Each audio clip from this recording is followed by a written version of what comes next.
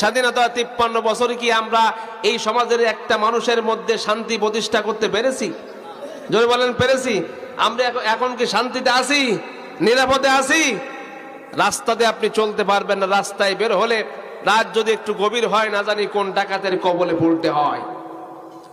বেগানা মহিলা রাতের বেলায় সে পথ চলতে পারবে না জানি কোথায় কোন জায়গাতে সে ধর্ষিত হয়।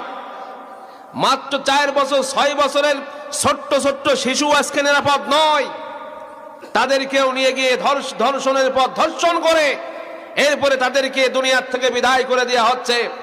প্রকাশ্যে দিবালোকে চাঁদাবাজি টেন্ডারবাজি হচ্ছে। আপনার আমার জানমালের কোনো নিরাপত্তা নাই। স্বাধীনতার এই 53 বছর ধরে এই যে সংগ্রাম আন্দোলন চললো, সমাজের মধ্যে সকল মানুষের মধ্যে শান্তি প্রতিষ্ঠার জন্য যে আন্দোলন চলছে, আজ পর্যন্ত শান্তি দিতে পারে নাই।